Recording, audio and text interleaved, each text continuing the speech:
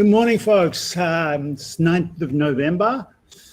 Hope everyone's well. A week away to do your exams and you survived, one assumes. I also survived editing the conference material. This is Mass Media and Culture, am I right? Yes, Tuesday morning, the 9th of November. This is lecture number 8, I think, I hope. And it's going to be on the interwebs and attention, basically on the work of Bernard Stiegler that we were listening to just before. Bernard Stiegler is,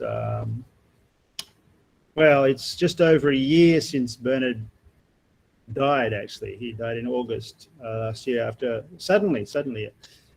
He'd been ill off and on, but yeah, he was 68. So, yeah. Well, I'm going to introduce him, but not uncritically. I used to work with him. He's a really nice guy. There's some contradictions. It might be disrespectful, so no, it would be disrespectful not to treat him critically. Since after his death, there was a little bit of a cult reaction in terms of eulogies and so on. Although on the e-learning, I have put one in memoriam essay by Gerald Moore, who's one of the smarter and better co-workers of Stigler.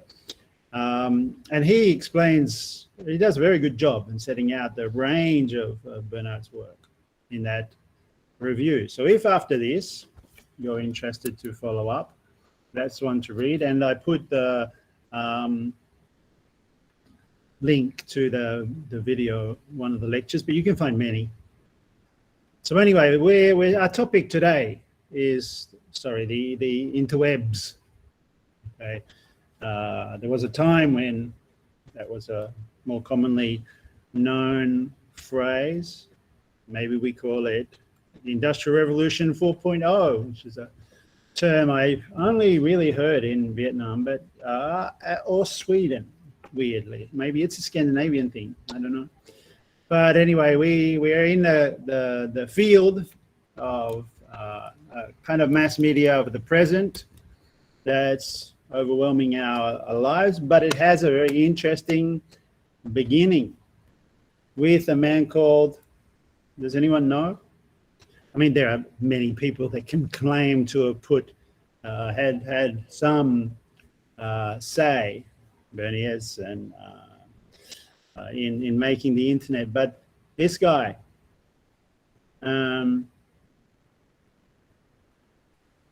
anyone guess who he is? No. So let me go back to who he is.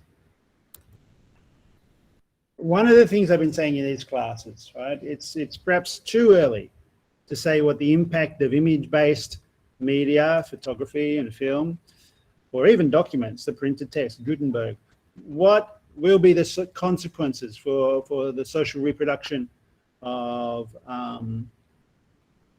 our existence through image, through photography and film. The new domination of these reproducible visual retentional devices in Stiegler's term.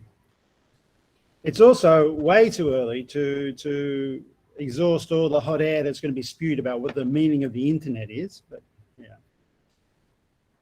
The internet has its origins in a distributed system, less vulnerable to attack, developed by Rand Corporation. And the guy is Paul Baran. For the military, he was working for Rand Corporation. And Rand Corporation you might know of as having been involved in the Vietnam-American War. Right here in Saigon, they were responsible for interrogation of prisoners, and they used, in my anthropology course, we talk about this, they had anthropologists working for them, and that was used as an infiltration front to work in the highlands. And so, you know, the origins of the internet in the military won't surprise us, and it won't also surprise you that the internet basically works on the same logic as divisions of commodity production, breaking up everything into smaller units and distributing them for advantage. So Paul Barron in 64 came up with this idea while working for Rand. He was interviewed in Wired magazine, which is kind of like the California ideology magazine, the promoter, around the turn of the century. That was the magazine that was pushing the whole World Wide Web is going to be transforming everything. And no doubt they were right, but they were also propagandist. Anyway, for Wired magazine, Barron says, around December 1966, right? That's when Rand was most very active in Vietnam. I mean, he wasn't in Vietnam. I'm not saying that. I'm saying he worked for the same company that was running the knowledge services for the military in the war. Anyway, he says he presented a paper at the American Marketing Association called Marketing in the Year 2000, right? 66, so in 34 years. Projecting, and he described push and pull communications, push and pull, two-way, and that we're going to do our shopping via television and in a virtual department store. Right? He's describing Lazada or something like that. If you want to buy a drill, you click on hardware, it shows tools, and you click on and you go deeper. Right. So his idea. So really that sets all this up is a distributed system that in 1969 he was able to test, or Rand were able to test at UCLA, University of California, Los Angeles, and Rand in Santa Monica, and they came up with ARPANET. The idea is there's a centralized system, knowledge is in a broadcaster and it goes out to all the subsidiaries, right? Or a distributed system, which is the net. And why this is interesting for the military, of course, I'm not telling you anything new here, is that in the second one, in a distributed system, the enemy, whoever the enemy is, can knock out any node and the system will work. In the other system, if you knock out the central node, the whole thing breaks down. Right? Of course, you can't knock out all well, you surround the, it's an anti-Maoist thing. You surround the cities and yet the center, but here, like a node, you know, there's no question that the kind of thinking here is counterinsurgency, right? And that gives us what eventually becomes the network. You see here he is presenting his models using exactly these images, right? The exact same diagram. So he's got three actually, right? Because if you look at this picture, he's got the centralized, a decentralized, but it still has a central node, but it has sub-nodes, right? That's the model like NBC has a center in New York, but then it also has affiliates, which also are broadcasting. Right? Whereas the distributed node is the internet. And the important thing about ARPANET, it's later split into the military net and the internet, which was going to be, you know, it became basically a communications tool. The important thing that was here is the push and pull, that it wasn't one-way communication. And, you know, everything flows from that. So much so. But what was the thinking? What was where does it all come from? No one particular place, you know? But it's interesting to explore some of the different things. So yeah, you can pick out one guy or one corporation, Rand Corporation, but we can also see that this idea of distributed system fits the logic of commodification, and in fact the conceptualization of media that has been unfolding since the beginning of people taking photographs and people making films. I mean, everyone with a camera is a distributed system, even though film begins as a centralized broadcast system, it also becomes a distributed system. But it can go back further. And I'm going to explore that by, as I said, getting into the work of Bernard Stiegler. And Bernard was, so he was a student in Paris who dropped out in 1968. He was a revolutionary Marxist, but he just got frustrated. Got involved in various activities, farming a little bit, and then bank robbery. And he got caught and he spent some time in jail where he started to read philosophy, and then he came to, a roundabout way, came to the attention of, or became a student of, or a reader of Jacques Derrida, that you might know if you've done my anthropology class. We focus on him. And he writes a lot, written a lot, especially in this period between the 90s and 2000s, where he was very prolific. Techniques and Time was his first book, and then it became 3, and I think projected to be 7 volumes or something. Who knows whether the volumes after 4 or 3 exist, and some others. I'll show you some of the covers. But I'm going to take up, just to get into his work, one essay of his, which is a really interesting one, because for a media person, it's a pretty, for a media person for a media theory person, a philosopher of the media, who is so esoteric and so eccentric and unpredictable in some ways. I mean, he writes about these theorists that people had forgotten about, Simondon and so on. It was a very conventional essay, this one, or at least the start, but I think really useful. He starts with Marcel Duchamp's Nude Descending a Staircase. And here's a kind of beginning of a distributed system, right?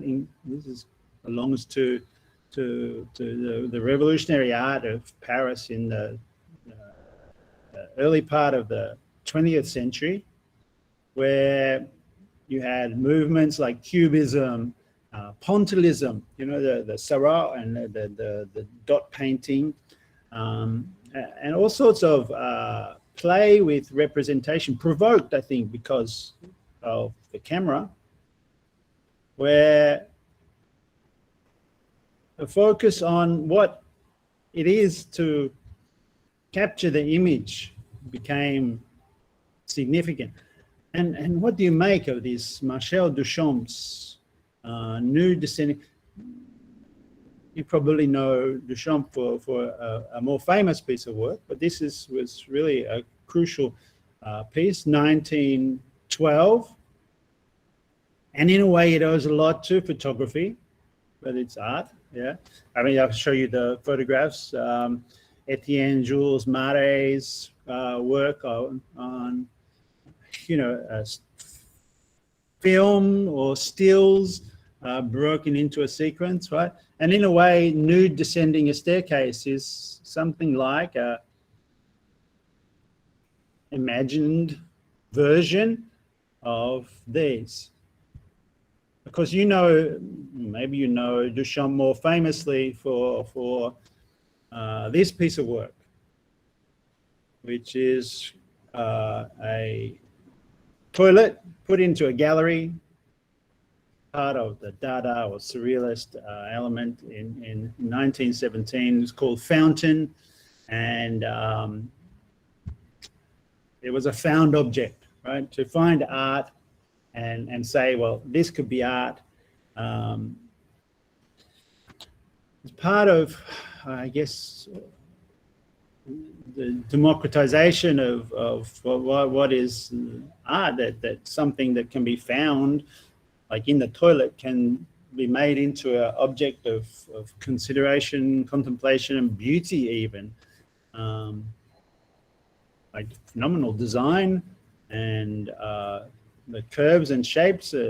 Anyway, it's famous for that. But Stiegler asks, with these two images in mind, nude descending a staircase, which is a painting, right? And obviously took a lot of time, and he was, all right, didn't have very many colors available, but maybe. And the found object. Stiegler asks, what happened to Marcel Duchamp between 1912, nude descending a staircase, and 1917, Fountain? And that's a good question. Really interesting question. So Stiegler's asking the right things, right?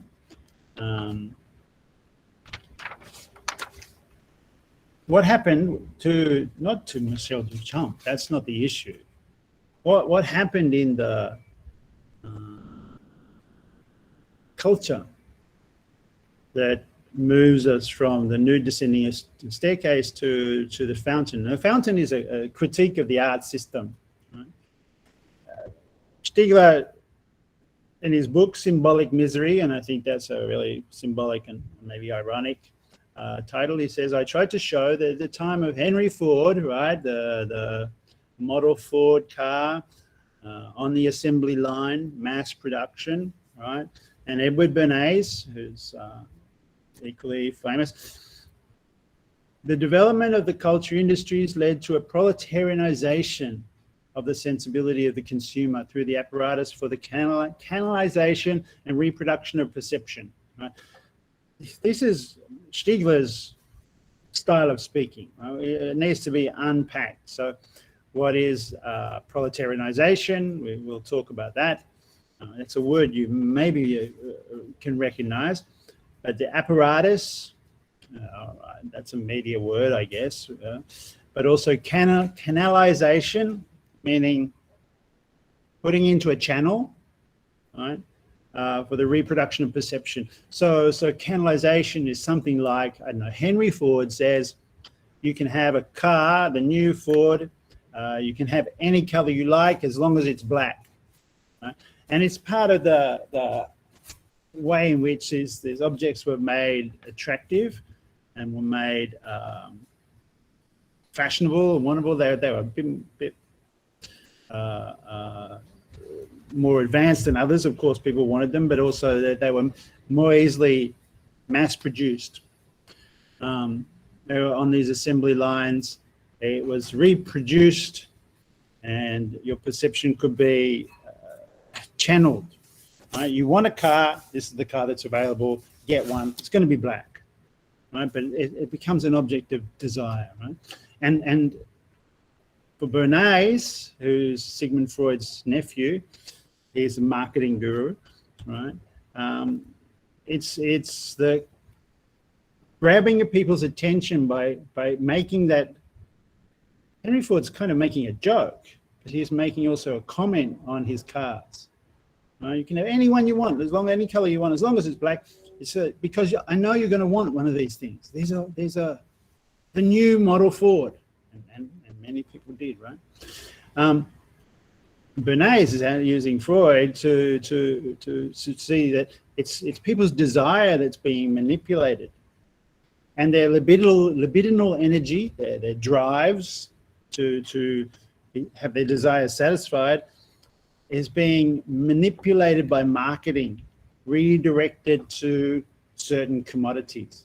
You want this shiny new thing, right? I mean, this is not something new to any of you, right? It's fetishism, the fetish of commodities, of marketing and so on. And in a way, Marcel Duchamp was saying that even artists have become now mass producers of assembly line product. So why are we spending so much time painting when we can just take this object and put it on a pedestal and call it art? And he's more famous for that than for his paintings. All right. Stiegler, what is his term though? Symbolic misery, symbolism, and proletarianization, especially. Right? He says he's been working with a group called Ars Industrialis in Paris for a long time. Not the only group he worked with, but and this group made proletarianization a buzzword for them. And he uses the term to refer to a loss of knowledge. That his diagnosis was that this loss of knowledge is the fault to be blamed on the new media, on the way in which, not the technology itself, but on the way in which the technology is being used. Right. Now, the term itself, of course, is from a famous other book, the Manifesto. Do you know which manifesto I mean? Anyone? 175 years ago? 174 years ago? 173 years ago, technically. Anyone?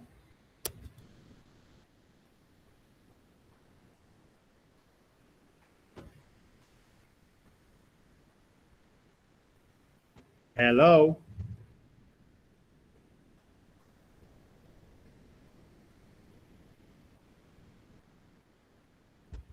So I'm wondering who paid attention in all of those classes that you had in philosophy, on Marx. If you not recognize that when someone said the manifesto, they probably mean the Communist Manifesto. Yeah, thank you. And 173 years ago, the manifesto, right? And there, Marx and Engels use the term proletarianization. You remember, right? If you remember. I'm assuming you read this. If you haven't, go read it now. Stop listening. Go and read it. More important. But anyway, Stiegler has talked about this, right? He's talking about the things that we've been talking about in this class. Throughout the 20th century, the development of technologies, of what Walter Benjamin calls mechanical reproducibility, we started with that in this class, led to a generalized, this is Stiegler's argument, led to a generalized regression, right? Generally going backwards in the psychomotive knowledges, psychomotive, our internal drive, and what we want to know, that were characteristic of art amateurs, right? So an art amateur, he means that someone who wants to do art has a will or a want, a wish to produce things that everybody likes, things that are beautiful, things that are, it is actually more complicated. I mean, I think, we should make a distinction between the people that in contemporary societies are called artists, and there's a lot of them, but they're relatively few compared to those people that actually do some art, right? Which is nearly everyone, from coloring in, kids coloring in things in their books, they're doing art, right?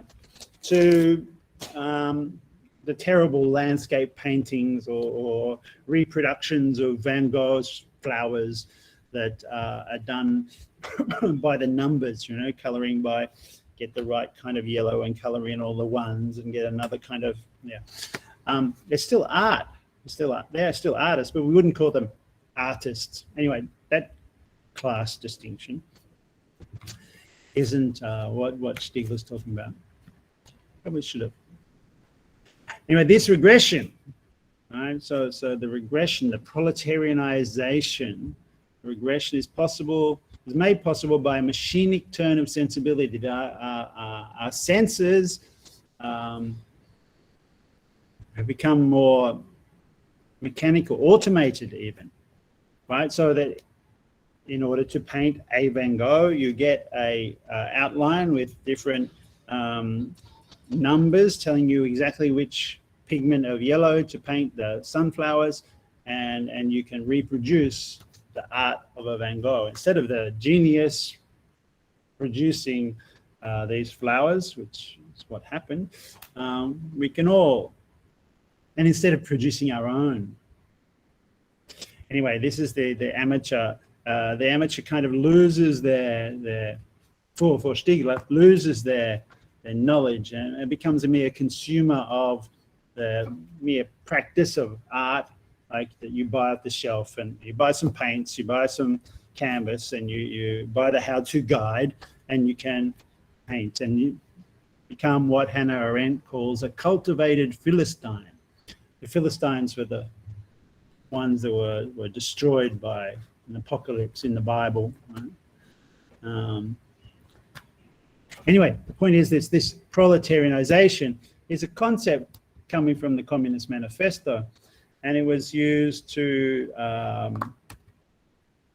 describe the way in which the capitalist mode of production forces more and more people into dependency on wage labor, right? So Stiegler's not using it in exactly the same way. He's updating it, saying that now, instead of just being all people moved into wage labor, which Marx and Engels talk about, he's talking about how the mechanical production of capitalism makes us all stupid. Right? Now, wage labor for Marx and Engels is something like they do use the phrase cretinization as well, and they report how the lower strata of the middle class, the small tradespeople, the shopkeepers, handicrafts, peasants are becoming part of the mass of the proletariat because they don't have an independent artisanal life, right? And these lower strata can't compete with large-scale industry, so their specific skills are taken up by mass production. I don't know. You can see this on a worldwide scale. The special skills of weavers in India were overtaken by the cotton mills and the spinning jenny weaving machines of Manchester, and it destroyed a whole industry. I mean, it didn't help that the British were also cutting off the thumbs of the weavers, and like it comes along with violence. It's not just a knowledge thing, but anyway, specialized skills are passing away in the face of new automated methods of production, right? So now all of us are very good at typing and keying in things to a handheld device, but we don't have many other skills, right? How many of you can, well, I don't know, forget even what the skills are that people might have had, doing macrame or knitting or something like that. We can shop online for knitted clothes now. Of course, some people and the lower working class still have to do those production. And there's the exotic side as well. A knitted jumper is of a certain value. But Marx and Engels talk about more than just that. But Marx and Engels stress this extra thing, right? It's not just a teleological, like inevitable end time process, but they talk about the rise of a proletarian consciousness as well, and the proletarian class interest, that all those people that were divided into different artisanal and feudal occupational or trades and guilds, even organizations around, the watchmakers or the tailors and so on, all pushed down into the one mass lower middle class or proletarian class. They develop a consciousness or a set of interests in common. The extent to which they develop interests in common is the question of politics. For Marx and Engels, the idea is eventually this proletarian class that becomes bigger and bigger in industrial capitalism will have the interest in taking hold of the process of production and abolishing the inequalities, right? and making it possible for each to develop their own skills, not in a guild, but and not as artists, but everyone as an artist to freely develop them rather than be told how to develop them by marketing, by media, and so on. Now Stiegler takes this and so he's kind of a Marxist, but his view of this is somewhat narrower because he doesn't take up that third consciousness part so much, right? But he does take up the critique that everyone's being pushed into proletarianization. And for him, thinking about the contemporary situation of our lives, he sees that we're saturated by what he calls psychotechnologies, media. He means television and Google and things like that. And that's de-skilling us. De-skilling us in terms of sophisticated knowledge, and from the very early age, turning us into people dependent on the machinery that what he calls retentional devices, right? Devices that think for us. For example, instead of thinking of your answer to the attendance questionnaire, and so on, our not just yours, mine too, our reaction more and more is, oh, I just look up that in Google. Sometimes I feel a little guilty about this, that I should really force myself to remember it because that's a good exercise, right? To remember a name. But often, I mean, you might notice sometimes my memory's going. I rely for my memory on Google search, right? And that's for Stiegler a kind of ceding control. These retention devices have become your brain. You have become more stupid, but the algorithm is smarter and it outsmarts us.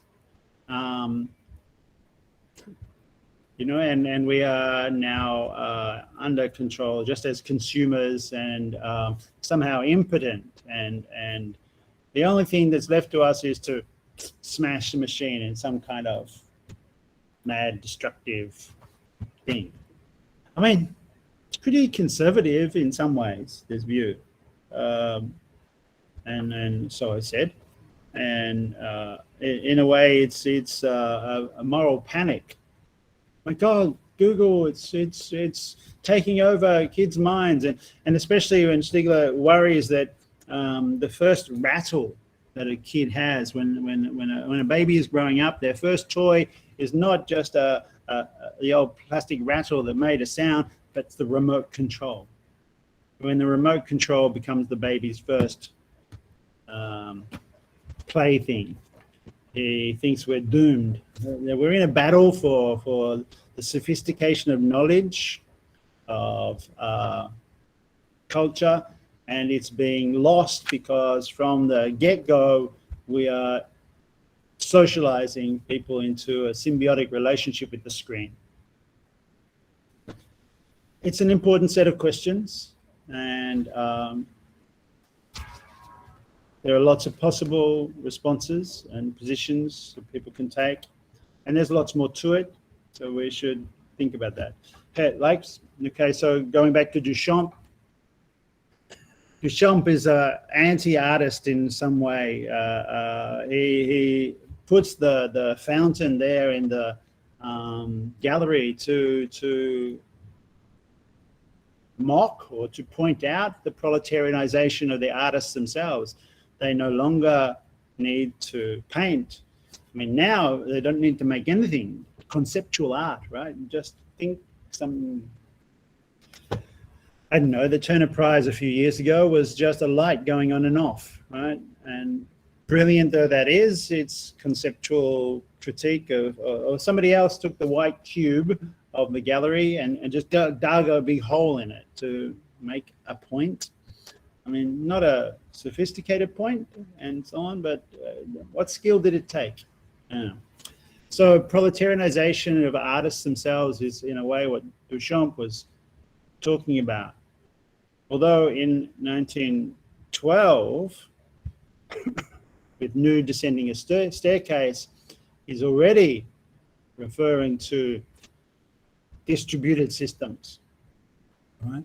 The breaking up of perception into more and more discrete units. Each can be photographed, each can be, that process of taking life and dividing it into little and little, smaller and smaller squares, chunks, whatever, which is made more and more possible by digital technologies, which now almost anyone can accept, can utilize, right? That we can just photograph any part of life is the same logic as the commodity system, that anything can be turned into a commodity and then packaged, named and sold at a certain price, right? For everyone, everywhere. And this whole system then is diminution of knowledge, and of, knowledge becomes information, and education becomes, well, learning information. In his book, Taking Care of Youth in Generations, which is the one where he worries about the child and the rattle, he says what parents and educators, when they're themselves mature, patiently, slowly, from infancy onwards, year after year pass on education, civilization's accumulated knowledge, the audio-visual industries destroy, right?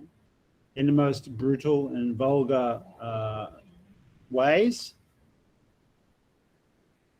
while they accuse the family and the education system of this disaster. They say kids are not learning anything anymore. And a moral panic has come up in the media because the sophistication of, the educated, homeschooled, education, a cultured individual has been taken over by the media. So our educational institutions and families and everything is somehow of lesser quality,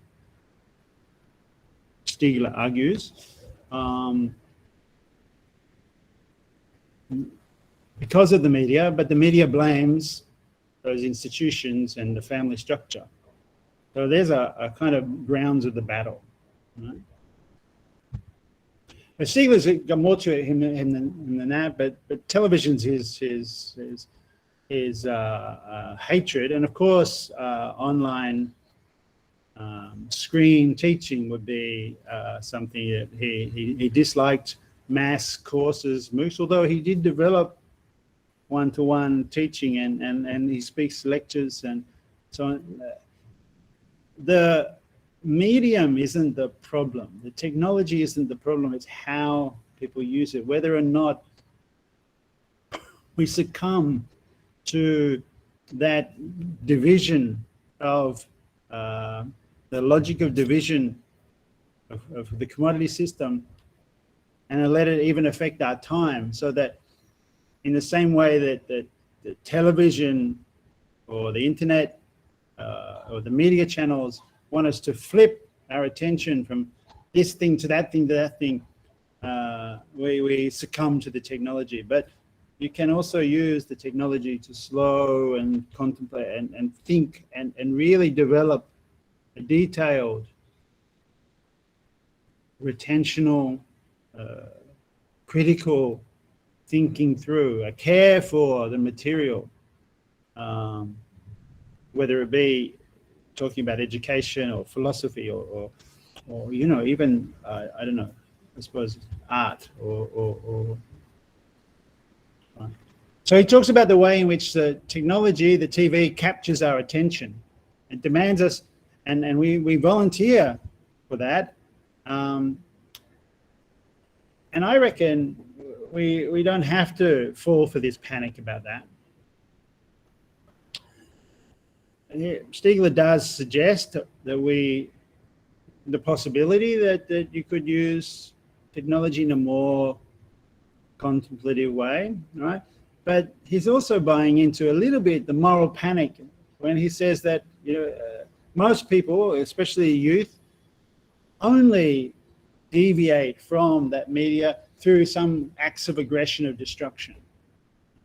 He keeps on using the example that was happening at the time that he was writing of the Parisian youth in the suburbs burning cars just to get on the nightly news because it was a sensation that they could actually affect the media. But it's also important to think about this carefully, not to just be swayed by his argument or the easy propaganda that he is challenging, not to think that either are correct. Because we have to think of other contexts like race, class, colonial situation, neo-colonial, the rural-urban hierarchy. All these things are not so easily reconciled to the too easy phrase that these devices are ruining our minds. Our brains are being rewired or reformatted for new media. Well, it may or may not be the case, but there are many factors to take into account. The distribution of this over class, race issues, the context in which it happens. That Rand Corporation was in Vietnam, interrogating prisoners in order to produce this system. And yet the system is fantastically productive at the same time, right? And so when Stigler makes a distinction between short circuit of attention, and short circuit means when the wiring doesn't work, right? The wiring of culture in humans doesn't work because we have short attentions, that's a short circuit, and long circuits of learning, right? Now, maybe our long circuits of learning are not as vulnerable or predictable as that moral panic makes them seem. So that even a delinquent child or a jailbird or whatever can become a philosopher, as in fact Stigler himself did. So right, Stigler's work offers some openings for discussion, and I don't want to go back to the moral panic kind of literature because that faded, thankfully, in the 1990s a bit when deviance was a topic. Go back to Sykes and Matzah, or they were earlier actually, but deviance was a topic, and no, it's still a topic for some, and it's still a popular field in sociology to think about deviance and so on. But really, to put it into a wider context of class and race and the colonial, it's got to trump that tabloid moral panic journalism, right? And it's to Stigler's credit that he tries to do this, right? He returns to this field where concern about education, concern about the family is operating, and he tries to bring some real careful thinking about how the internet, web, Google, these devices are becoming our memory, becoming our meaning holders, if you like, rather than So, but there are questions we need to ask. One is to do with whether it's the technology or how we use the technology, why the technology is at issue. The second one is the distribution of the technology across, the difference between being an artist in the first world and an artist in the global south. There's massive conceptual art there and painting. And the other to do with socialization of children, the reproduction of family life, mummy, daddy, in Deleuze and Guattari's term, but how the Freudian psychological complex is impacted by questions of new media. The invasion of the television into the family, and now the invasion of the internet into family relations is not simply something that should cause panic, but it's something that needs to be understood and thought through. Because we're in the middle of it, right? But it's maybe going to be some time before we understand it. Right? We're leaving aside some deep aspects of Stiegler's work. Like he goes into a whole adventure with Kant in that essay on Duchamp. And Immanuel Kant, you need to be reading Immanuel Kant to really make sense of, and even reading Simondon and Derrida especially to really get into Stiegler. And his concern with the right, he produced so many books, right? Look, States of Shock, Stupidity and Knowledge in the 21st Century, Symbolic Misery, the Automatic Society, The Future of Work, right? Taking Care of the Youth and the Generations. This is his most pessimistic book in some ways, I think. He talks about the need for a new critique, a new political economy that will examine the attention economy, right? That Google can make its bundle, its extraction of surplus value by you putting your eyes on the screen, your attention, which is basically Google being able to through the algorithm, draw your attention to certain advertisements, which they then market to, they earn their quid through advertising, basically. I mean, Google is a big advertising machine and we are plugged into it. And that's why the attention economy needs a new kind of critique, because this proletarianization has made us all, for Stiegler, appendages to the machine. We watch, we flip from attention to it. But he never talks about the development of the other part of the proletarianization argument in Marx. While he talks about a battle for intelligence, he never talks about the mobilization of a community of users or a consciousness of the people. He does, by the end, it's interesting, his last book is called Bifurcate, is kind of environmentalist. So I'm going on reports of this book. Eco,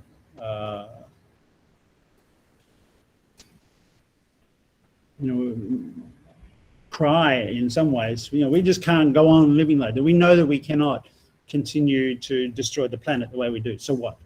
Right? That's a more acceptable ground on which to argue, because you can't deny that the oil industry has destructive effects, than saying that education has been ruined, because people aren't convinced that education has been ruined. If you take a case like Vietnam, there really is still respect for education. It's probably ruined in Britain, right? I think, where intellectuals now saying, don't do a degree, what a waste of time, because the quality really has become so crap because of commercialization. It is a conspiracy of imbeciles. The Labour Party, for years saying we've got to get more and more people into higher education to bring up the working class, now are saying, no, you don't need to do that. They don't need to get an education. It's ruinous, right? But that's not the case everywhere in the world. See, that's the thing. Stigler's pronouncements can't be taken as much more than provocations for thinking, right? If you take them as diagnostic statements, then we're also not living up to what he wants us to do, which is think through these things, to use our intelligence, rather than look up what Stiegler says and then think that's true. This is a real trouble in cultural studies, in sociological theory, and in anthropology as well, that people repeat the last thing that they thought was great, and they take it on as their new view, right? Rather than taking on their questions and thinking it through what that means in terms of a provocation. So there's a lot in Stiegler to read, right? A huge oeuvre, a great number of books, and I'm not recommending that one spend all their time reading Stiegler, but he's very interesting on television. He did a book with Derrida on television, one of the early ones, and I think it's well worth looking at it. But he's also there's a tendency towards moral panic, right? But he is of the view, he really does hold the view that these devices are rewiring our brains. And that's something to consider. How? But I think it goes back. Right? So this is why the Duchamp example is interesting, because it goes back to before these media existed. That our brains are being rewired long before we had the internet, which is kind of defeats the whole panic about the internet, right? Because this was what Marx pointed out with his concept of the general intellect, that knowledge and science in industrial production, pyrotechnics, and television is only a later part of that, was already captured by the industrial system. And proletarianization was already operative. So for Stiegler, the way out of this, or the only sign that anyone's trying to get out of this, Stiegler sees these delinquent moments, right? Maybe it's the first cry of the oppressed mass, like in Marx for Religion. But we might think about how de-skilling of some aspects of proletarian life as it was in the 20th century, so that we're all just becoming input operators, isn't necessarily all a bad thing. Partly because maybe it develops a consciousness, a general intellect that can be recaptured. And some of those labors, production of cars on the assembly line and so on, were incredibly drudge jobs. Right? And a lot of the reproduction of life in the 20th century, even in education and family, was problematic, because women's labor especially was not even waged. It was a second shift. When they had a job, they then had to also do the second shift of wiping nappies and noses and teaching kids to do work. So yeah, transient individuation, his concept of passing on, well, the idea of passing on culture to the next generation isn't only an education question. Social reproduction of our lives also includes the labor that goes into running a household. And there's a division there that's still problematic. It needs to be. So when I say family and class, family and race, gender is also still a factor.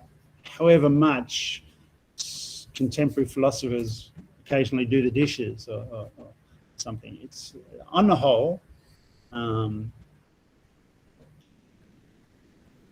really still generally a factor that people don't pay attention to the drudgery of work in the home and how technology may challenge this. All right, what we're getting into here, possible critiques, right? And what I'm most aware of when I read about Stiegler's notion of proletarianization and care for the generations, care for the family, is that who does the care, right? It's not just a media thing. It's a class, sure, the working class and the middle class are all buying devices now, but that's not the only aspect of the family that's being divided up in this new logic. So all parts of family life, of the reproduction of the social, are being monetized. Right? You now pay to have your groceries delivered. In fact, they come already. I don't see it in Vietnam, but in England, it probably exists in some of the supermarkets here. In England, you buy your cheese already grated from the supermarket. You buy your carrots already cut up. Right? Now, that's de-skilling the middle-class family that does their shopping like that, or they're cooking ready-made meals. They're cooking ready-made meals, so they're de-skilling in the sense of they don't know how to cook anymore, but somebody else must still have those skills, right? That's the class thing. The working class that are producing those ready-made meals can cook, but they're doing it in an industrial way, and that's a drudge job anyway. I mean, maybe it's not. So there's a whole lot of literature on this: Frankfurt School, Council Communism, Forest Tendency, Johnson Forest Tendency, and the analysis and work of Fortunati and Silvio Federici, Camille Barbagello, and so on that I've talked about in other contexts, and I can talk endlessly. But you know, these are Google as a media device, and even online shopping as a convenience doesn't get us to think about what is happening when convenience allows us to shop online and what we lose from that. And I don't mean it's a skill or to go to the market, but the sociality of the market. Right? The thing that we've noticed missing under COVID is that we haven't been able to get out and see other people and find out. Right? At the same time, I don't necessarily think having to go to the market every day is such a losing that is such a disaster. Right? There are stupid aspects to going shopping as well, and right, there are some people talking about fantastic new ways to get this Industrial Revolution 4.0 to bring us into the heady world of fully automated luxury communism. The name of a book by Aaron Bastani,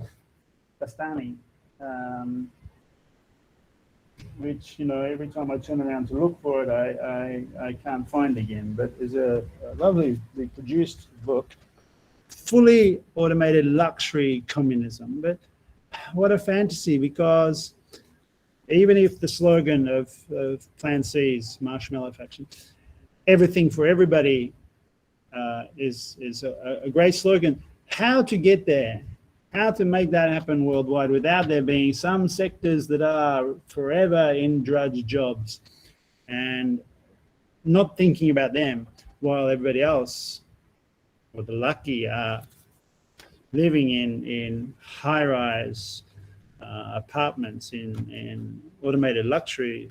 Just watch an episode of the TV series Succession and you'll see, right? Or in the same way that the romanticism of hackers, right? Hackers were going to bring down the whole system. Mackenzie Walk and gamer theory and all of that stuff was, you know, if hackers could bring down the system, it'd come down already. Instead, we have Mr. Robot, Christian Slater reprising his Pump Up the Volume, great film on radio, as a Mr. Robot tearing down E Corp, right? I don't know. I'm too much of a victim of TV series. It's not just that, the rebel idea, right? That the opposition will be the unwashed and the profane, the stupid. Stigler doesn't like that rebel, the lumpenized mass. He wants, maybe it's a provocation, but his alienated delinquent is not the person that his lament is not for that they exist. It's that they're not educated out of that delinquency. Right? I think it's embarrassing, the attitude to these rebels. All teenagers are going to be rebels. I mean, that's the nature. And if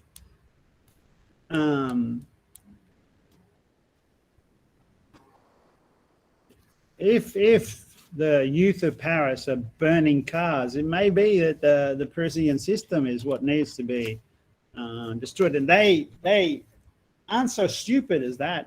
And they're actually mobilizing. I mean, academics tend not to have a clue about what the lumpenized mass are thinking. A film like La Haine, I don't know if anyone's seen La Haine, The Hate, which focuses on the youth. The youth are much smarter than the media. Yeah. So Nietzsche, what's falling down needs to be given a shove. And maybe that's where the teenagers, the hackers, well, except the hackers didn't shove. Yeah, I don't know now. So this is for everyone to have their own view and their own, think through it and spend the time going, well, is it the nature of this technology that it's really bankrupt, or are there ways in which it can be returned to a more nuanced, sophisticated, educational practice? Or is there something in the celebration of rebellion, rock and roll or something like that in the 50s and 60s that actually is worthwhile, that isn't to be hand-wringingly condemned as delinquency and riffraff? So Stigler is of that. Sometimes he really gets into this anxiety, right? We're into the 21st century, and nanotechnologies are going to come and take over, and the knowledge that we have operates separate to our possible thought, right? We don't know how the internet works, or the media works, or the medical works, or the vaccine works, and so on, or let alone cell reconstruction of DNA bodies and regrowing limbs and birthing, right? The in vitro fertilization of how many eggs and freezing all these knowledge technologies that are profoundly changing. Well, here's the question. Does nano, digital, do these new technologies, irrespective of the internet and Google, that's only a small part of it, do the knowledge technologies completely transform the space of being human? Derrida had said something like that. He thought that these technologies do completely transform what it is to be human, because it digitizes and mechanizes and breaks into manipulable units in a completely systematic way, whole huge populations, so that the person no longer has autonomy. They call this grammatization, and it's a consequence of the network. It's a massive network, but each unit is a node, and it's controlled in this. It's discrete, but it's controlled by a language, speech, writing, protocols of connection, right? And then this was being made already at the beginning of the Industrial Revolution, but it enters into language, it enters into meaning, and now even into the body, nanotechnologies, so that what was a de-skilling when we were turned from people that could, I don't know, fix watches or carve beautiful objects rather than just plastic injection mold them, or could do things with our hands, now can only type, right? All of the skills that you had as an artist to produce paint or sculpture or whatever, you now do online. You now all you can do is input data. It's an appendage to the machine, right? This is classic.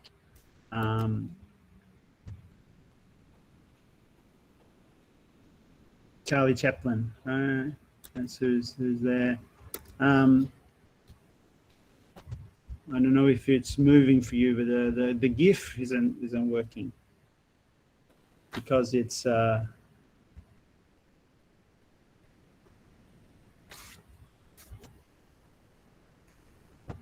anyway. Yeah, this was already there before Google. So let's not get morally concerned about new media. Let's get concerned about the proletarianization of everyone by commodity systems, so that the gestures of Charlie Chaplin here on the production assembly are very similar to the ones of you and me and everyone typing on a screen, or this jitterbug kind of thing.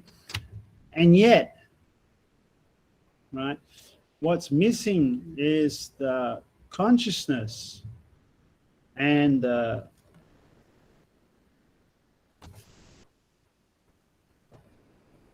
collaboration of a community to engage with this.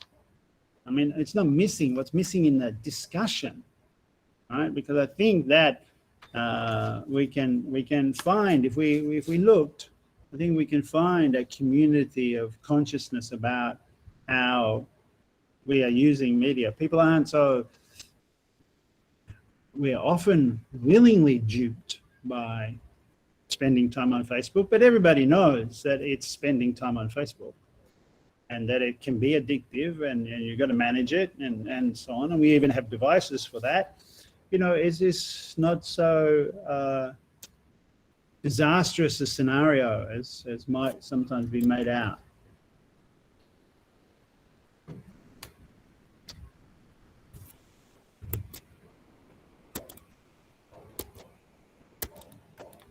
So I'm not sure if, well, I've got my PowerPoint on, seems to be moving for me, the GIF. And when I turn back to here, it's different, but it stops. This is from the film Modern Times, this clip of Charlie on the machine. And actually he ends up going down into the machine and spins around the cogs and becomes a part of the machine effectively. But it was a classic, 1930s, 1940s. Anyway, so Stiegler and his group, Ars Industrialis, they update the notion of proletarianization for contemporary times, and that's really important and interesting. But in doing so, they underplay two dimensions of Marx and Engels' concept. They follow on from step one. They focusing on the loss of skill ceded to television and information systems and so on, and the immiseration that comes from sinking into the exploitation of wage labor, so that eventually even the managers of mass companies are no more than employees of the corporation, right? Even brain labor is drawn into this de-skilling, is kind of the important point, right? But step two and step three, the stupidity of the delinquents that challenge this is condemned as childishness and so on, is really misconstrued. It's not like that simple to say that the rebels without a cause have no cause. And this could be so many examples. Everything from the people who hit September 11, 2001, the World Trade Center, they say they had no cause, they left no message, they was a mute act, and so on. It's irresponsible of our theorists to even think that, let alone to get away with saying it. And then the second thing is Marx's notion of proletarianization has a third component, and that's left aside by Stiegler and us industrialists, the work of labor that creates community. Right? So, all right, well, the community of Facebook users is kind of crap, but the internet and the digitalization of life isn't just Facebook and Google. It's all of us. Yes, perhaps sometimes in a ruinous relationship with mass media as work, it becomes overwhelming and so on. But we also talk about and are very aware of these systems involving unpaid labor, absorbing our attention, capturing and exploiting and dissociating us. People are more and more aware of how that works, and then they talk about it, and it's also seen as something that can be used in a exuberant, excessive, joyous, and even revolutionary way. I don't know, maybe not. I've talked too long as usual, 10:45. Okay, so I will pause the recording for a minute. We'll stop there for now.